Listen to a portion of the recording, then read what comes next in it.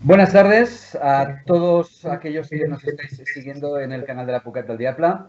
Seguimos con estos monográficos dedicados a la obra de Javier Radeicoa y tenemos el lujo de tener al propio autor en vivo, no en riguroso directo porque son evidentemente programas grabados, pero sí que lo tenemos aquí para que nos pueda hablar y para que nos pueda explicar acerca de los distintos temas que él va elaborando en las distintas obras que vamos tratando a lo largo de estos monográficos dedicados a la figura de Javier y en este caso dedicados a sus distintas obras, ¿no? En este caso, en el día de hoy, vamos a tratar y vamos a abordar un tema que es muy interesante y a veces, por ser obvio, a veces lo dejamos aparcado, que es la idea del tiempo, la idea del tiempo. Javier tiene escrito un libro que se llama Tiempo Muerto, aquí lo tenemos, Tiempo Muerto, no sé si se ve bien, Tiempo Muerto, y precisamente nos interesa abordar esta perspectiva. Buenas tardes, Javier. Muy buenas tardes, abogado. Bienvenido aquí al canal, a Pucat del Diabla. Un aplauso, como siempre hacemos. Muchas gracias por aceptar estas invitaciones, por estar aquí presente, Javier. Es de verdad un lujo y un placer poderte entrevistar y hablar contigo, ¿no? Tenerte aquí en carne para comentar tus trabajos, ¿verdad? Entonces, como te decía, si te parece, pudiéramos abordar hoy el tema del tiempo muerto de esta obra que escribiste en su momento. Y yo la primera pregunta que te quiero hacer, como siempre, ¿no? Si en la sesión anterior te preguntaba, oye, ¿por qué el trabajador inútil? Ahora te pregunto, ¿por qué el tiempo muerto? Porque los títulos de tus obras siempre sorprenden, ¿no? Tiempo muerto, ¿por qué? ¿Por qué razón? Bueno, el título viene por el básquet, aunque parezca curioso, ¿no? Tiempo muerto, ¿no? Entonces, cuando se hace el tiempo muerto, parece que alguien es capaz de parar el tiempo, ¿no? De decir, se ha detenido el tiempo, este tiempo no cuenta y el partido luego seguirá cuando el árbitro lo diga, ¿eh? Esto, que es una mera metáfora, es lo que quiere representar la posmodernidad. Esto es cuando el hombre se siente ya dueño como del tiempo, como de su propia vida, de su propia existencia. Incluso puede decidir cuándo acaba el tiempo de su existencia.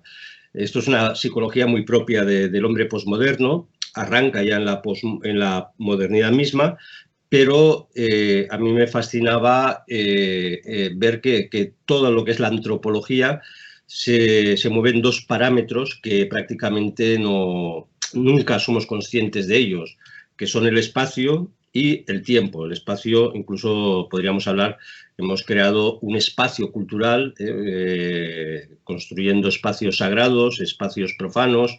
Igual hay unos tiempos sagrados, unos tiempos profanos. En todas las culturas encontramos claramente esta división del tiempo. El tiempo no es algo amorfo, sino que tenemos como la necesidad de interrumpir nuestro tiempo. Hablábamos el otro día de la idea de ocio, ¿no? Como un tiempo especial donde no puede ser igual que el tiempo del negocio, no puede ser igual el tiempo del trabajo que el tiempo del descanso, el tiempo religioso que el tiempo profano. Y cuando lo encuentras que en todas las culturas esto se articula de alguna forma, pues empiezas a ver pues, potentes paradojas que posiblemente explicarán o pueden explicar nuestra psicología. Me explico, no es lo mismo el tiempo para una madre que va a parir y va a tener un hijo, que va a ser un tiempo intenso del cual se va a acordar toda su vida, va a ser algo, digamos, lo va a vivir con una plenitud, que el propio médico que atienda al parto, que simplemente es una rutina dentro de un tiempo de trabajo, ¿no? Toda la sociedad es como un entrecruce, un entramado constante de formas diferentes de percibir el tiempo.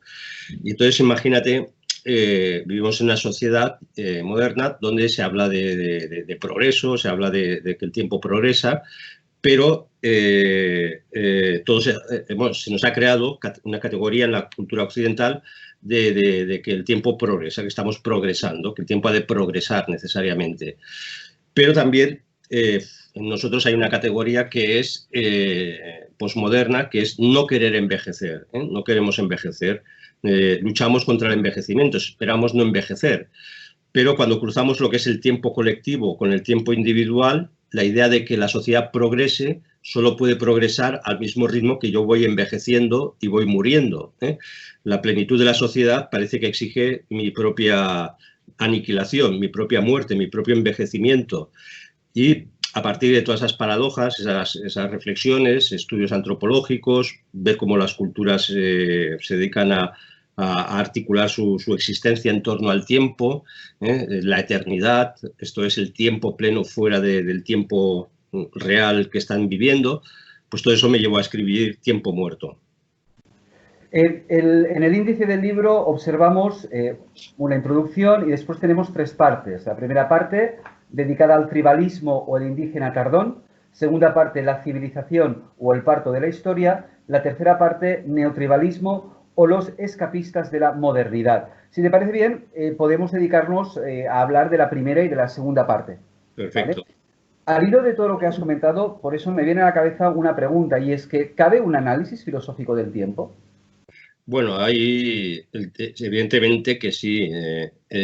Uno de los primeros filósofos que tiene, bueno, aparte de los griegos que hacían una reflexión del tiempo más en un sentido físico, desde la física, pues sobre todo Aristóteles, pero desde la perspectiva que nos interesa, uno de los primeros autores que se considera uno de los primeros psicólogos de la historia es San Agustín, curiosamente en sus Confesiones, donde él expresa esa percepción de que en el tiempo físico, en el tiempo vital, hay una mezcla en el ser humano también con la eternidad, ¿no?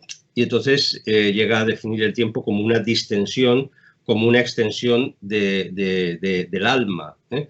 Es como si, digamos, nosotros, mientras que el resto de animales solamente tienen una vida en lo inmediato, en lo instintivo, por eso en los animales no hay historia, en los animales no hay posibilidad de ritualización, no hay posibilidad de reconstrucción de un pasado histórico, solamente vive en lo inmediato. En el hombre, a través de la memoria, tú puedes reconstruir tu propia existencia desde el presente y puedes proyectarla en el futuro a través de tu imaginación y tu propia experiencia del presente, ¿no?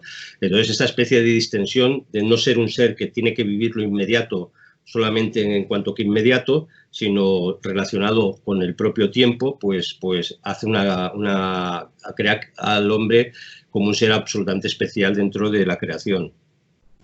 Bien, en la primera parte, sobre tribalismo o el indígena tardón, también de nuevo sorprende, ¿no? Este concepto que utilizas, el indígena tardón. ¿Por qué mencionas este concepto dentro del primer apartado?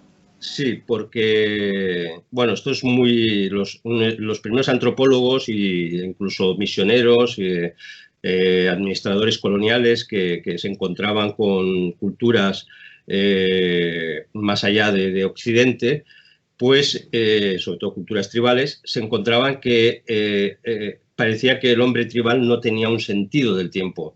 ¿Por qué? Porque no entendían, les costaba muchísimo explicarles lo que eran las horas, les costaba muchísimo explicarles lo que eran los días, se organizaban escuelas, actividades propias de las colonias y entonces pues venían a la escuela, llegaban tarde, se iban pronto, teóricamente había una fiesta en el pueblo y nadie sabía por qué no empezaba y luego nadie sabía por qué de repente arrancaba. Y claro, al final muchos antropólogos empezaron a pensar que su lógica del tiempo no es la del hombre occidental, que digamos hemos mecanizado el tiempo con nuestro reloj, con nuestro sistema horario. Nosotros sabemos qué horas empiezan las clases, a qué hora acaban las clases, a qué hora empieza mi jornada laboral. Todo eso articula, incluso de forma demasiado excesivamente mecánica, nuestra existencia, incluso nuestro tiempo de vacaciones y de ocio también lo tenemos temporalizado, lo tenemos contado por días, casi por horas. Y esto es muy contrario al sentido del tiempo del hombre tribal, que tiene varias explicaciones, porque en las lenguas tribales no se ha desarrollado, como también en algunas lenguas nos sorprendería, en la lengua china, en el propio griego, en muchas lenguas, no se han desarrollado las flexiones temporales de los verbos. Por ejemplo, nosotros podemos hablar en presente, en pasado, diferentes tipos de pasado, diferentes tipos de futuro. Podemos hablar del presente histórico, esto es como un relato del pasado como si estuviera sucediendo actualmente. Tenemos el futuro pluscuamperfecto. Todas estas flexiones de verbos nos permiten como situar nuestros relatos y nuestras experiencias en el tiempo. En cambio, las culturas tribales solo hablan en presente. Por lo tanto, ni siquiera pueden decir yo fui o yo iré a tu casa. Dice yo voy a tu casa, pero a través de la psicología de la cultura y de la contextualización se tiene que interpretar si vas a venir, si vienes, si fuiste, y todo eso crea un sentimiento o sea, digamos, un tipo de existencia que no se enmarca en nuestra rígida estructura horaria. Por eso el subtítulo de El indígena tardón, sin querer ofenderles, ¿no? Pero la experiencia, la dificultad como dijeron algunos autores, en el fondo se encontraban dos tipos de cultura en las colonizaciones, dos sentidos del tiempo se encontraban. Y entonces, o bien uno se adecuaba al otro, o si no era imposible, digamos, compenetrar las Sí, de hecho, acciones. en el libro, efectivamente, ¿no? Dices, la ausencia de tiempos verbales en las lenguas propias de las agrupaciones tribales denota una semejanza con los niños. Sí, algunos decían que los hombres tribales son como niños. ¿Por qué? Porque el niño no tiene conciencia del tiempo, del paso del tiempo. En la medida que vamos madurando, nuestra conciencia del paso del tiempo se va acelerando. Por eso cuando somos más mayores nos parece que el tiempo pasa más rápido. En cambio, para el niño las vacaciones son casi la eternidad. Es una percepción de la eternidad. Estos, porque se explicaría porque el niño todavía está en un proceso de socialización en nuestro sistema cultural del tiempo, en nuestras estructuras mentales del tiempo, pero cuando se analiza lo que son los hombres, las culturas tribales, tampoco es exactamente como pensábamos en un principio, de seres sin tiempo.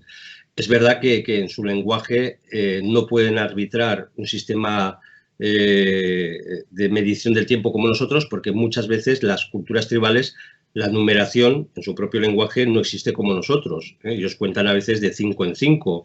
Entonces, si tienen que comprar vacas, pues compran 2 puños, que son 10 vacas.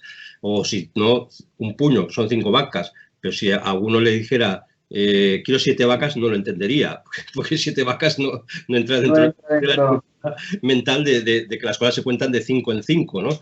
Claro, nosotros tenemos una cultura tan desarrollada que podemos incluso calcular milésimas de segundo con las cuales un corredor ha entrado en la meta antes que otro, pero ningún hombre tribal todo esto lo entendería, ni siquiera porque lo hacemos, ¿no?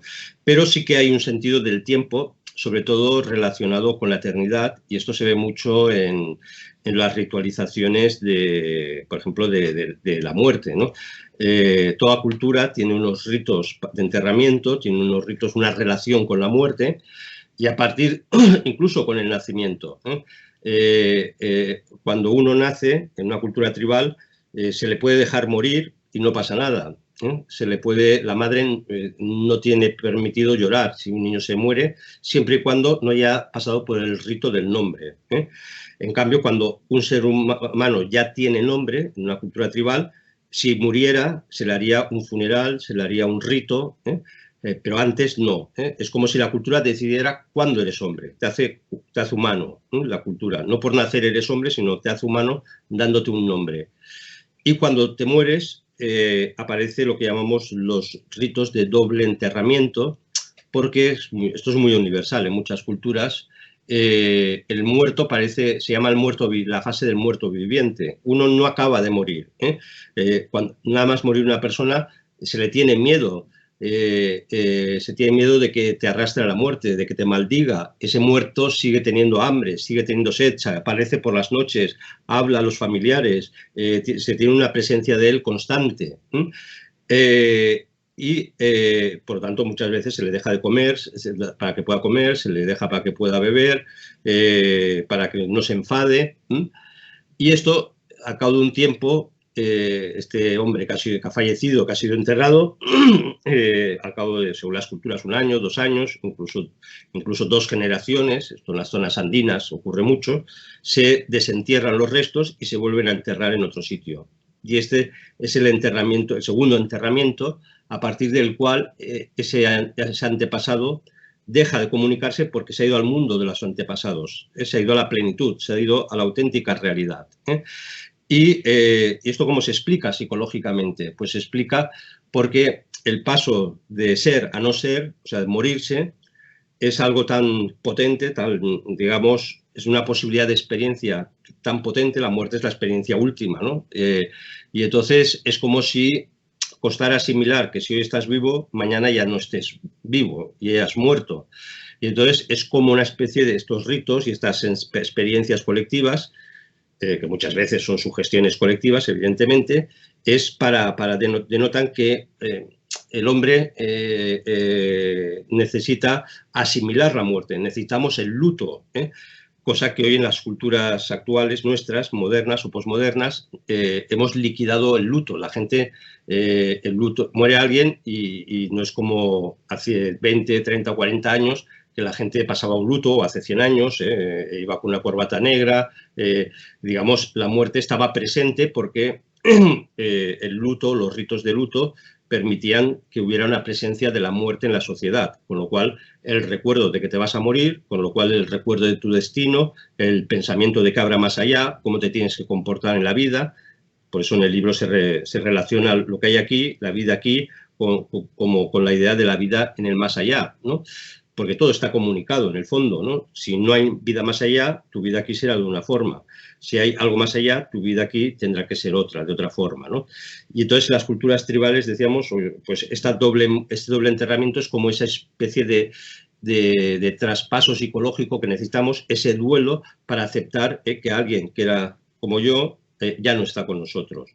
Nosotros que hemos dinamitado culturalmente el duelo, somos una cultura que nos espanta la muerte.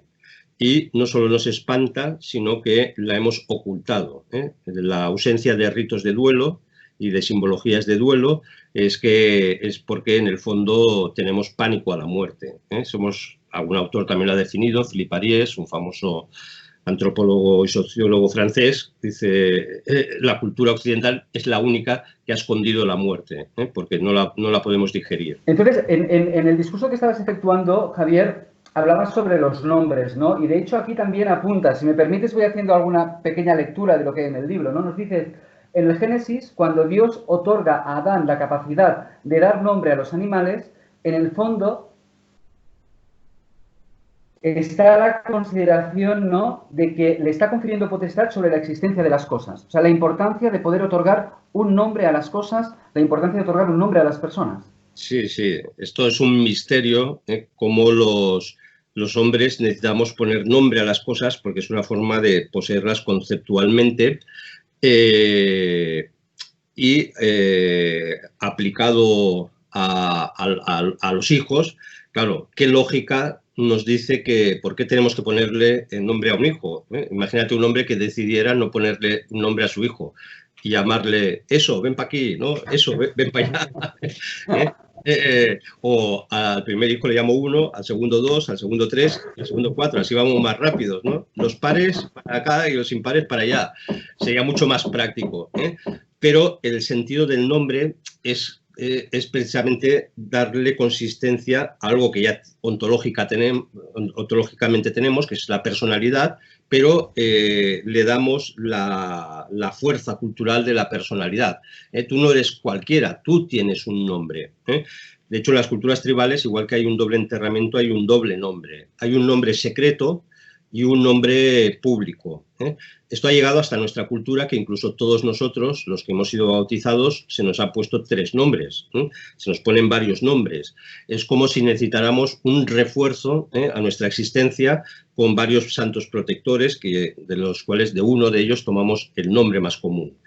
Pero en las otras culturas el nombre secreto es el nombre que nadie puede saber. Solo el padre se lo dice en secreto al hijo, porque a través del nombre, la idea del nombre para estas culturas es tan potente que a través del nombre es como te puedo hacer daño. Es como en la magia, si tengo algo físico tuyo, pelo, si tengo algo de tu ropa, te puedo hacer daño, te puedo hacer un hechizo si tengo algo tuyo.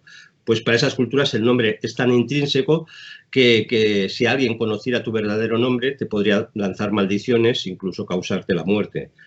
Y por eso todo el resto de la cultura te conoce con otro nombre, es el nombre público. ¿Y esto a qué lleva? A entender que en las culturas tribales, a diferencia de la nuestra, el sentido de personalidad, el sentido de la singularidad personal, está muy restringido porque en estas culturas lo más importante es el colectivo, es lo que llamamos una cultura holística, del griego holé, griego significa todo, el todo es lo más importante, por eso el individuo tiene que sacrificarse muchas veces por la cultura, por la sociedad, y si la sociedad le condena a muerte, lo tiene que aceptar.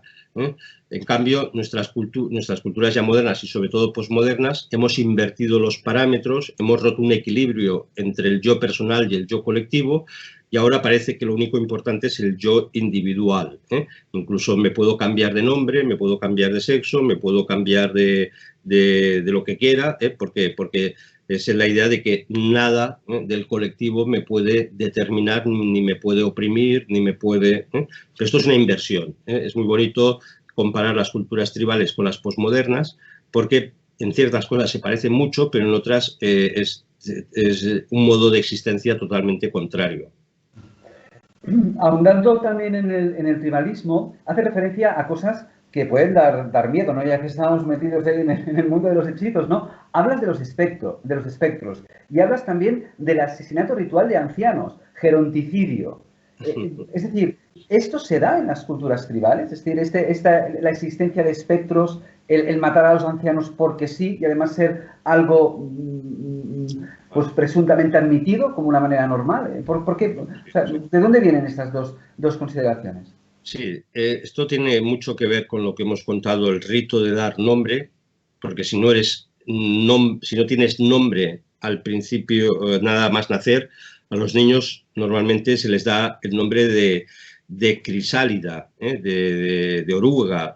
Todavía no eres hombre, todavía no has salido ahí, aunque seas un bebé, pero por eso digo que las madres en un momento determinado pueden abandonar a su hijo en la selva y hacer ver que no ha pasado nada, que lo han perdido, el niño muere y no ha pasado nada. En cambio, al final de la vida, esto la gente piensa que no, que puede ser una cosa accidental, pero eso era una cosa muy universal. Es verdad que hoy por hoy la inmensa mayoría de estos cuerpos o grupos tribales están controlados por estados modernos y esto ya no se permite, pero sí que hasta hace relativamente poco sabíamos que en todas las culturas tribales estaba legitimado matar al anciano y era una ritualización, de tal forma que cuando el anciano llega a cierta edad, pues el anciano debe morir, sobre todo cuando ocupa cargos importantes, porque se presupone que para mandar una tribu tienes que tener una fortaleza. Si la pierdes, pues entonces serás asesinado. Entre los rituales de asesinatos hay los que quieras y más, ¿no? Desde enterrar incluso vivos a la persona, al anciano, dejarlo en una cabaña con un poco de agua para que muera, fiestas que se organizan en honor a los ancianos y en medio de la fiesta te pegan un hachazo, ¿no? Abuelo, vamos a celebrar tu cumpleaños y ¡pam! Y te pegan un hachazo y te liquidan. Pero esto tiene un sentido antropológico muy potente, que es que en las culturas tribales, claro, nosotros estamos acostumbrados a una cultura que tiene todavía unos restos de filosofía y antropología cristiana, donde la persona es tan importante que es persona desde su concepción, incluso antes de nacer, hasta su muerte natural, ¿no? En cambio, las culturas tribales, como son culturas que dominan la idea de lo colectivo sobre lo individual, es como si dijeran, es la cultura la que decide cuándo eres hombre y es la cultura cuando decide que has de dejar de vivir. Normalmente esto está relacionado con equilibrios demográficos de estos grupos tribales para que no haya exceso de población, de tal forma que muchas veces se ha calculado que hasta que no muere alguien, a un niño no se le da el nombre. Hasta que no se mata a un anciano, a un niño no se le da el nombre y no consigue la categoría. Y esto da la sensación siempre de que la cultura, el grupo tribal siempre son los mismos, siempre es igual. Es otro sentido del tiempo que necesitan experimentar. Esto es muy interesante porque el anciano, insisto, tiene un valor altísimo en las culturas tribales por su experiencia, pero también en un momento determinado, cuando se convierte en un peso demasiado para mantenerlo demasiado peligroso para la tribu, que no puede mantenerlo, pues se le elimina. Sería como la eutanasia en nuestros días o en el futuro, ¿no? Usted ya ha dejado de servir al colectivo, por lo tanto ya ha pagado lo suficiente a la seguridad social, ahora sale demasiado caro, pues ahora le dejamos. Lo que pasa es que las culturas tribales todo esto lo ritualizan de tal forma que incluso pues los esquimales, por ejemplo, los inuit, es muy típica la leyenda, ¿no?, de que yo cuando ya no pueda cuidar a mi familia, pues me dejaré devorar por el oso, así se alimentará el oso, mi familia matará el oso y por lo tanto yo estaré alimentando a mi familia. Y entonces los rituales de asesinatos de ancianos en los inuit pues están, valga la redundancia, muy ritualizados, estaban muy ritualizados. Se organizaban organizaciones, pesca o de caza, expediciones, y al anciano se le dejaba olvidado, entre comillas, abandonado, se volvía sin el anciano, entonces se preguntaba, bueno, la gente preguntaba, ¿dónde está? Ah, lo hemos perdido. Y entonces hacían ver que lo buscaban, pero todo el mundo sabía que había sido abandonado, ¿no? Ya le había llegado su momento, ¿no? Y el anciano lo aceptaba. Esto en todas las culturas tribales, todo el mundo acepta porque todos a su vez mataron a sus abuelos, ritualizaron la muerte de sus abuelos o de sus bisabuelos, y esto es muy curioso. Sigues afirmando en el libro, ¿no? Leo también un pequeño fragmento, que creo que puede ser un poco el colofón o el resumen del concepto de tiempo dentro de las culturas tribales. Dices, al igual que el nacimiento no es natural, sino cultural, para el tribalismo la muerte natural tampoco existe. Es decir, de alguna manera es una concepción del tiempo fuera del tiempo. Es decir, esta idea de, que luego veremos, ¿no?, de progreso, de evolución, de tendencia hacia algo, en el ámbito del tribalismo, por lo que se expone aquí, no lo tenemos, no lo encontramos, no existe. No, por eso ellos, hay unos ritos que se llaman ritos de anulación del tiempo, precisamente porque entre su experiencia vital aquí y lo que sería la plenitud perfecta de esa experiencia vital en el mundo de los antepasados, cuando un hombre tribal muere, hay ese paso intermedio de los muertos vivientes, de ese doble enterramiento, y luego ya pasa al mundo de los antepasados. Y ese mundo de los antepasados, que sería como la eternidad, en el fondo también tiene que quedar reflejado aquí. Para ellos el tiempo no tiene que pasar, porque el tiempo es como un gran enemigo. Y como la mejor forma colectiva y cultural de presentir que el tiempo no pasa es que nada cambie. Es cuando nos miramos en el espejo y si vemos que no hay más arrugas, que no hay más canas, que todo sigue igual, nos da la sensación de que, bueno, seguimos jóvenes, el tiempo no está pasando. Entonces, en las culturas tribales, esta experiencia de que lo cultural domina el nacimiento, domina la muerte, permite como tener colectivamente un sentido de dominar el tiempo. El tiempo no pasa, lo tenemos controlado. El tiempo es un enemigo que hay que controlarlo. Si el tiempo pasa, si las cosas cambian, es malo. Y por eso la ritualización de la abolición del tiempo. Que uno de los ritos más famosos son los ritos de cremación, donde cuando se ha considerado que ha pasado un ciclo vital, un año, ellos no calculan muchas veces el año como nosotros, pero bueno, lo que son un año para ellos, en muchas culturas se hace el rito de cremación. Se queman toda la aldea, se quema todo el pueblo, se quema todo y hay que volver a empezar de cero. Cada año se tiene que volver a empezar de cero. ¿Por qué? Porque cada año tiene que ser igual que el anterior. En cambio, nosotros tenemos el concepto de progreso, que es que cada año tengo que acumular algo para que el año siguiente pueda progresar y tenga algo sobre lo que apoyarme y seguir avanzando.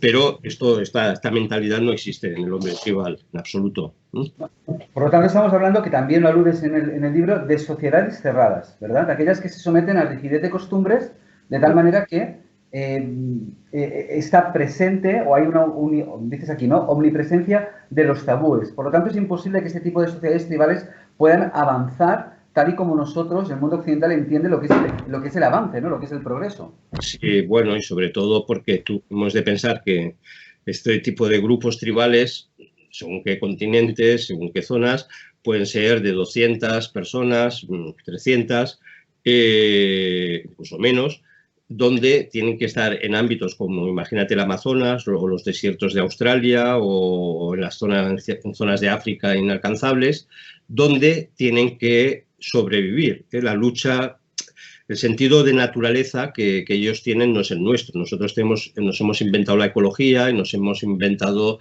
que la naturaleza es nuestra aliada, la naturaleza es digamos, nuestro ámbito ideal de existencia, pero hemos de pensar que nunca ha sido así. El hombre siempre ha luchado contra la naturaleza. La cultura es la herramienta que necesitamos para que la naturaleza no nos destruya, ¿eh? No estamos preparados para enfrentarnos directamente. Y entonces, culturalmente, estas culturas culturalmente se refuerzan con esta idea de que no puede cada uno ir a la suya. Si cada uno fuera a la suya, en un grupo de 200 personas inmersos en medio del Amazonas, esta cultura duraría segundos, se matarían entre ellos. No puede haber individualismo, no puede haber relativismo. Es necesario que el cuerpo social sea un cuerpo, que todos vayan a una, que todos cumplan las normas. Es verdad que alguien puede romper las normas, pero los castigos están muy claros. Todo el mundo acepta el castigo porque acepta que la norma es la norma y la norma no puede ser interrumpida porque pone en peligro a todo el colectivo. En cambio, nosotros, como culturalmente ya hemos dominado con la tecnología aparentemente la naturaleza, aparentemente porque luego siempre puede venir un coronavirus y nos devuelve a la realidad, ¿no? Claro, pero en principio parece que ya dominábamos totalmente la naturaleza, entonces parece que podemos prescindir de bastantes normas morales, bastantes normas de la sociedad, porque hay una estructura que nos está defendiendo, una estructura económica, una estructura sanitaria, una estructura... Pero si todos nosotros aplicáramos el individualismo en su grado extremo, nuestra propia sociedad se autodestruiría, esto es evidente. Pero nuestra cultura nos deja márgenes relativamente amplios de individualismo y de relativismo, a cambio también de esclavizarnos en otras cosas, evidentemente. Claro, aquí surge otra pregunta, ¿no? Otra hipótesis. Es decir, el grado de desarrollo, por lo tanto, de estados modernos en cualquier parte del mundo que han tenido como epicentro culturas tribales, ¿es realmente culpa del capitalismo salvaje? ¿Es realmente culpa de la explotación o presunta explotación que han llevado a cabo los estados europeos, en este caso? ¿O realmente proviene de esta situación de cultura cerrada a lo que estábamos aludiendo? No, los grandes historiadores como Toynbee señalan que aunque para nosotros la idea de civilización o sociedad organizada, hablar de civilización de 2000 años, 3000 años, las civilizaciones duran lo que duran, suelen durar 1000 años o entre 1000, 2000 años, 3000 algunas, bueno, pero nos parecen cifras enormes. Pero en el fondo, en el contexto de ciertas culturas tribales, esas cifras son escasísimas, porque las culturas tribales, por ejemplo, hay un acuerdo entre antropólogos que la forma más antigua de forma de organización social humana que conocemos son los aborígenes de Australia, que tendrían unos 40.000 años. Esto comparado con una civilización, la civilización es un paso rápido, no es en el tiempo, es un no ser, ¿no? Ahora bien, cuando se encuentra una civilización con los grupos tribales, la estructura de organización de las grandes civilizaciones que se construyen, entre otras cosas, porque consiguen romper esos ciclos de equilibrio demográfico de mantenerse siempre 200, 300 individuos en la misma agrupación, toda civilización se caracteriza por un crecimiento demográfico previo, pues este crecimiento más la especialización, más altos niveles de tecnología, en cuanto entran en contacto con culturas tribales, las culturas tribales están condenadas a desaparecer o quedar, digamos, sometidas, ¿no? Que es lo que hemos visto en el último siglo, ¿no? Abordando ya la segunda parte del trabajo, civilización o el parto de la historia. Claro, en la primera parte, tribalismo, en definitiva, por lo que hemos estado comentando, yo entiendo que no hay concepto de tiempo, o mejor dicho, hay un concepto de tiempo que se procura que siempre esté en el presente y que en ningún caso nos vayamos ni al pasado ni al futuro, ¿no? Para controlar el tiempo, entiendo. Pero aquí en la civilización, en el segundo apartado de tu obra, dices civilización o el parto de la historia. Es decir, entiendo que hay un momento en el que ya se puede hablar de historia en el ámbito civilizado. ¿Cómo abordas esta cuestión? Porque el primer capítulo es Cali contra Voltaire. Me parece muy diferente, ¿no? Cali contra Voltaire. A ver, ¿cómo es que se produce un parto de la historia? Sí, nosotros estamos siempre inmersos en nuestras categorías mentales propias de nuestra cultura. La civilización occidental es la que ha parido, es la que ha engendrado la historia, aunque antes hubiera historiadores romanos, griegos, desde Homero, Tucídides, etc. Cuando estudiamos esos relatos, no dejan de ser relatos. Esto es una composición de pequeñas vidas que como muchos se adicionan unas a otras, pero donde no hay una capacidad de comprensión causa-efecto entre muchísimos acontecimientos. Esto solo aparecerá en el cristianismo y como ejemplo, digamos, clásico es La ciudad de Dios de San Agustín, donde San Agustín intenta entender toda la historia humana, ¿no? Desde una perspectiva unificada como una historia de salvación. Por eso decimos que el concepto de historia es un concepto esencialmente judeocristiano. ¿Por qué? Porque antes Kali es la diosa de la muerte, es la diosa hindú de la muerte, donde en todas las culturas, incluso en las tribales, encontramos un concepto cíclico del tiempo. Hemos dicho antes que en las tribus cada año se tiene que empezar de cero, hay que hacer ritos de renovación, de aniquilación del tiempo. El tiempo tiene que ser renovado. Incluso ha quedado como en aspectos de ancestrales en nuestra cultura las hogueras de San Juan, ¿no? Las hogueras de San Juan hay que quemarlo todo, hay que quemarlo viejo. La gente iba a las golfas de las casas y cogía las sillas, los muebles viejos, se quemaba lo viejo, como una forma de volver a reactivar el tiempo. Los aztecas, los mayas, hacían sacrificios humanos para que el sol volviera a salir cada vez, por lo tanto, para que el cosmos siguiera funcionando. Y en grandes civilizaciones persas, egipcio, la civilización egipcíaca, en la hindú, encontramos que siempre se describen ciclos temporales enormes donde el cosmos va a desarrollar ese ciclo y luego se va a autodestruir el cosmos, es el triunfo de la diosa Kali, que es la diosa de la destrucción, para volver a empezar otra vez a generarse el cosmos. Y ese gran ciclo se volverá a repetir exactamente igual y se volverá a destruir. Y otra vez, y así eternamente, ¿no? Cuando la humanidad está presa del sentido cíclico del tiempo, no hay posibilidad de historia. Para que haya historia tiene que haber un concepto lineal del tiempo.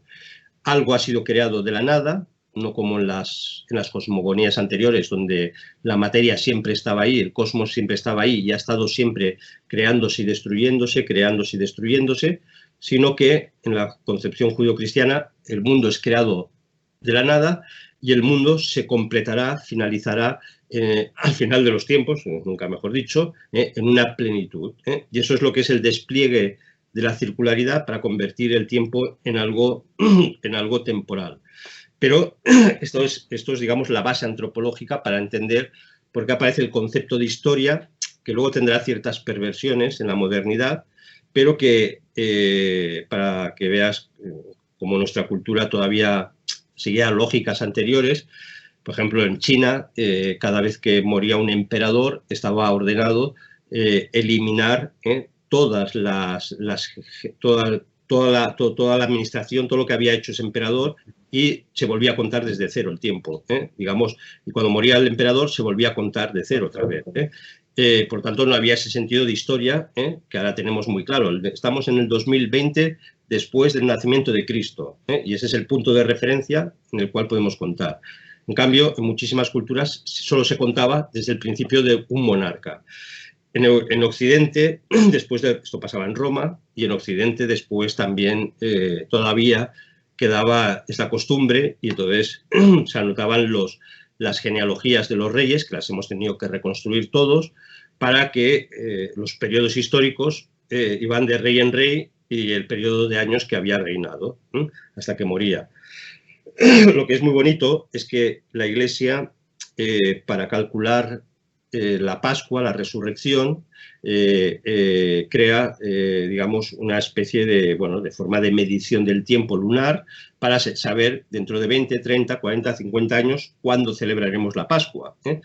Y entonces en esas hojas donde se especificaba cada año cómo tenían que regularse las fiestas del ciclo litúrgico, pues cuando moría un rey se apuntaba, o cuando nacía un rey, o cuando había una batalla, y todo eso es lo que nos ha permitido a los historiadores reconstruir ordenadamente todos los acontecimientos en Occidente, que antes simplemente eran registros individuales de culturas, de reinos particulares o personajes concretos o batallas concretas que no estaban en la misma hoja, digamos, en la misma...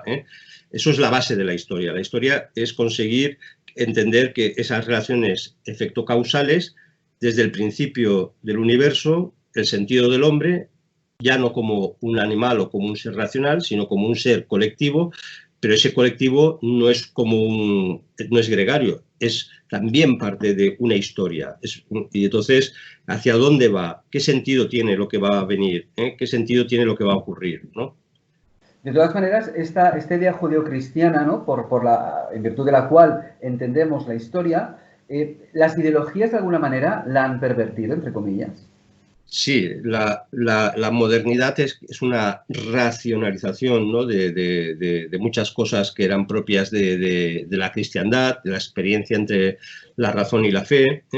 Entonces, al querer excluir muchos aspectos de la fe, simplemente se quiso racionalizar el tiempo. Y entonces encontramos que aparece junto al deísmo, que es la idea de que Dios crea el mundo, pero una vez creado el mundo tiene sus propias leyes y funciona solo, por lo tanto ya no hay relación entre Dios y el mundo. Esta idea que es ilustrada, que es propia ya de la modernidad, va a crear lo que llamamos el historicismo. El historicismo, ¿qué es? Es como una petrificación de la historia.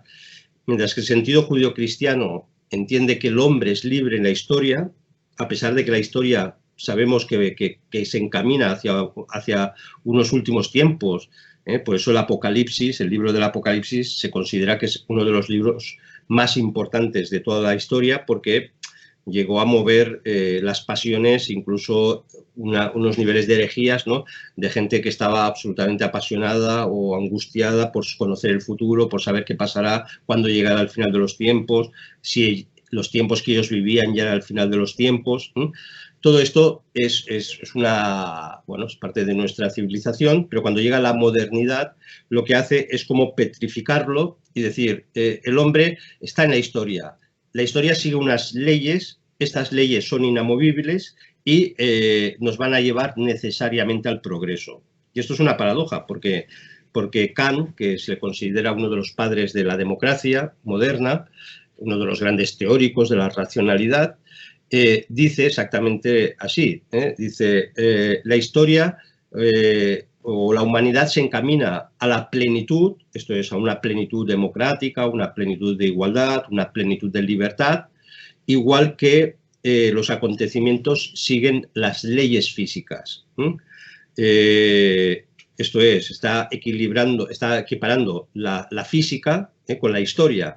La ley de la gravedad es inalterable. La ley de la gravedad va contra la libertad. Yo no puedo ir contra la ley de la gravedad.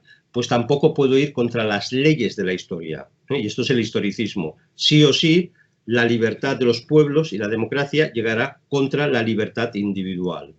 Esta es una paradoja. Igual que el marxismo decía, hay unas leyes materialistas dialécticas en la historia que sí o sí, queramos o no queramos, al final llegará a la sociedad comunista. Es imposible evitarlo. Por lo tanto, el comunismo, que aparentemente también es la plenitud de la humanidad, va a llegar porque las leyes de la materia así lo indican. A esto es lo que llamamos determinismo e historicismo, que es propio de la modernidad, negar la posibilidad de libertad en la historia. Esta obra de Fukuyama va, por lo tanto, muy relacionada con lo de Kant, ¿no? Por lo que veo, ¿no? Sí, sí, bueno, Fukuyama evidentemente bebe de Kant, bebe de muchos autores en este sentido y es una... Bueno, nos demuestra también que esto del historicismo es una tontería porque El fin de la historia y el último hombre, se llama así su famosa obra, empieza diciendo, bueno, una vez ha caído el comunismo ya solo queda un régimen, un sistema que es el liberal democrático, ¿no? Capitalista.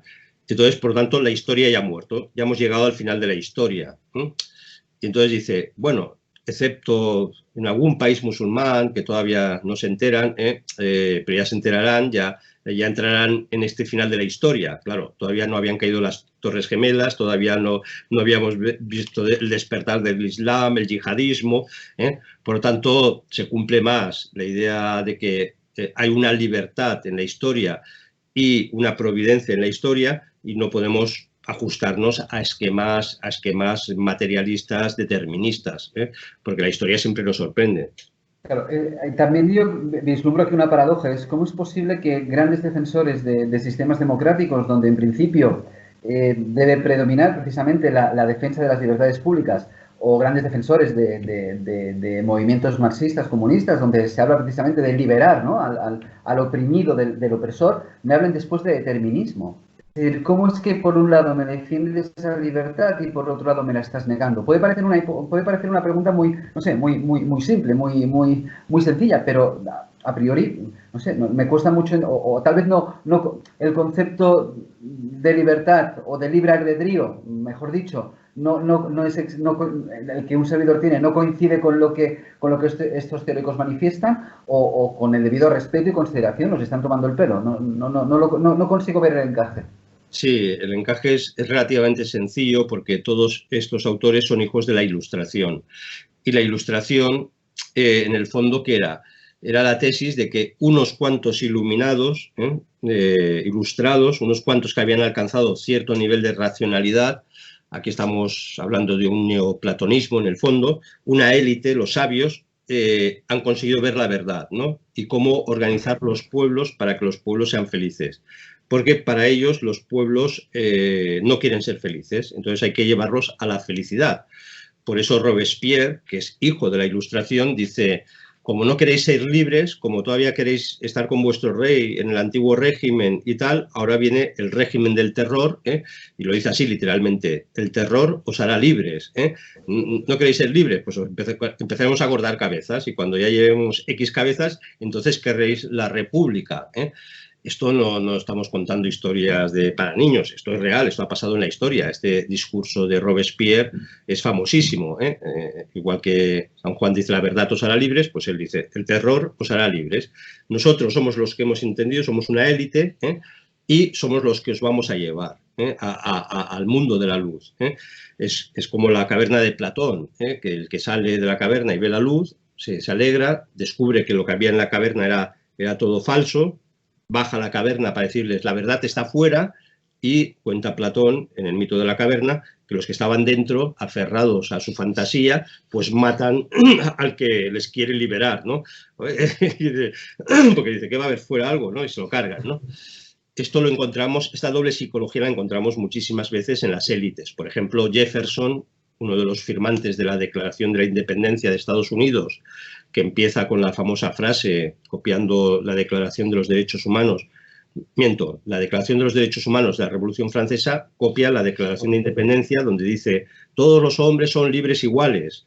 Y esto lo firma Jefferson, todos los hombres son libres iguales. Y él tenía unas plantaciones llenas de negros esclavos, ¿no? Donde la idea de hombre, ¿cuál era? Pues el blanco, ¿no? Estos son los hombres, ¿no? Los hombres blancos somos libres iguales. Y los negros, pues bueno, es otra cosa, ¿no? O sea, quiere decir... Y en uno de los escritos él mismo lo reconoce, ¿no? Que, hombre, es un poco contradictorio que estemos contra la esclavitud, sobre todo yo que tengo grandes plantaciones con esclavos y tal.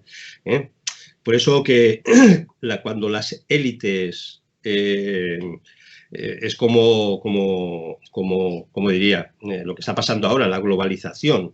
Parece que la globalización es un proceso universal de democratización gracias al capitalismo o el libre mercado, ¿no? Lo que dice Fukuyama, la globalización será la extensión de la democracia porque la libre economía, el libre comercio nos traerá la democracia y, bueno, pero ¿quién ha traído la globalización? Unas oligarquías económico-mundiales enormes que son las que toman las decisiones de que los estados, que eran las formas predominantes de organización social, pierdan muchísimo poder y a partir de ahí se crea una economía global y las multinacionales o corporaciones tienen mucho más poder que los estados. ¿Quién lo ha decidido? ¿El ciudadano de a pie? No, pero el ciudadano de a pie le han dicho, esto es muy bueno porque la globalización nos va a hacer a todos más felices, a todos mejorará nuestro estatus social, económico, viviremos en una sociedad más segura. Bueno, y luego también hemos visto que todos estos mitos se rompen, pero son sueños utópicos de las élites. No, por lo tanto, es esto, ¿no? Es esta especie de, entre comillas, perversión, ¿no? de la historia por parte de determinadas ideologías que lo que hacen es secularizar, ¿verdad? El concepto judeocristiano del que aludíamos con anterioridad, ¿no? De alguna manera es esto, ¿no? Secularizan e intentan apropiarse de esa idea de redención, de que yo voy a ser el que va a hacer libre y tú para ello tienes que seguir mi camino. Si no sigues mi camino, automáticamente ya estás como excluido, ¿no? Y a partir de ahí, yo no sé si esto se puede enlazar precisamente con el último punto, ¿no? que tú abordas aquí en el ámbito del segundo capítulo de civilización o el parto de la historia. El último punto es la dictadura del progreso, ¿no? Es decir, esta idea de secularizar la historia, de querer construir una libertad y un punto final a mi imagen y semejanza, si esto lo podríamos traducir en una dictadura del progreso. Sí, sí, es una dictadura primero por lo que hemos dicho, porque se concibe el progreso como fruto de unas leyes materialistas y en esto coincide el comunismo y el capitalismo, porque el comunismo es un materialismo que dice la materia tiene sus propias leyes, la historia es el reflejo de esas leyes de la materia dinámica y nosotros somos materia y por tanto nos iremos configurando según las leyes de la materia.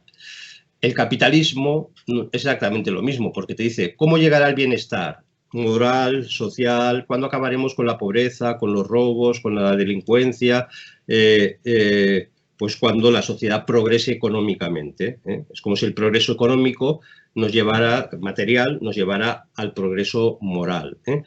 Pero esto es una ideología.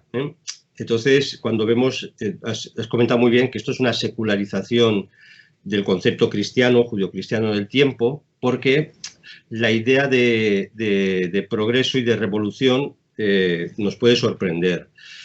¿Cómo lo explicaría? Es curiosamente, la idea de progreso pensamos que es de los progresistas, pero no era de los progresistas, se originan los conservadores. Cuando llega la Revolución Francesa tiene varias características. Una, es decir, se ha acabado la historia tal como la conocíamos, por lo tanto el tiempo judeocristiano se acaba y por eso inauguran un nuevo calendario, empiezan con el año cero, ahora empieza la historia. Ha llegado la Ilustración y ahora empieza la historia. Pero esta plenitud de la historia, en el fondo, es una secularización de la esperanza mesiánica que durante siglos y siglos tenía la cristiandad, de que, por muy mal que fuera todo, al final de los tiempos, Cristo reinaría y traería su reino, por lo tanto su paz, traería al mundo la plenitud. Y entonces los revolucionarios, que esto es una secularización que ya habían hecho los protestantes radicales un siglo y 2 siglos antes, funcionaban con esta lógica.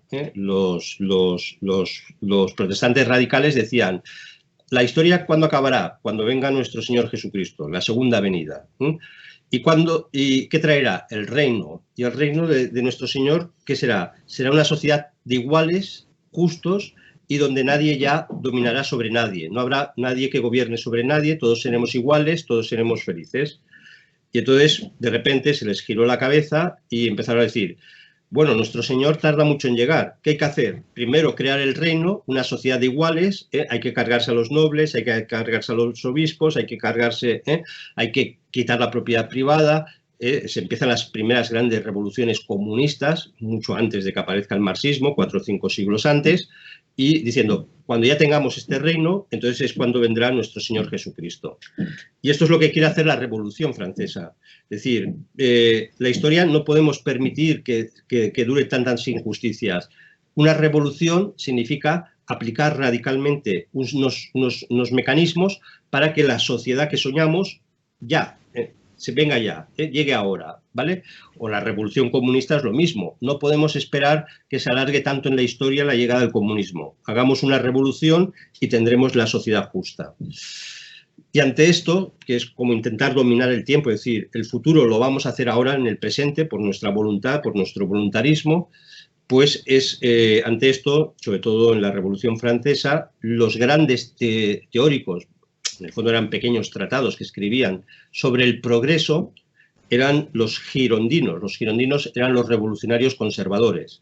Y muchos de ellos fueron condenados a muerte, ejecutados, y cuando estaban escondidos o en prisión, escribieron los grandes tratados del progreso, porque venían a decir, no hace falta cortar tantas cabezas, ¿no? Si dejamos que la historia vaya avanzando, vaya progresando, ya llegará la sociedad justa. Dejemos que el tiempo vaya pasando, que progresen los tiempos y entonces de ahí surgen las grandes teorías, o al menos se pone de moda la utilización de la palabra progreso. No traigamos el futuro, no hagamos revoluciones, no nos carguemos la estructura social, porque se derivarán muchos más males, dejemos que vaya avanzando poco a poco.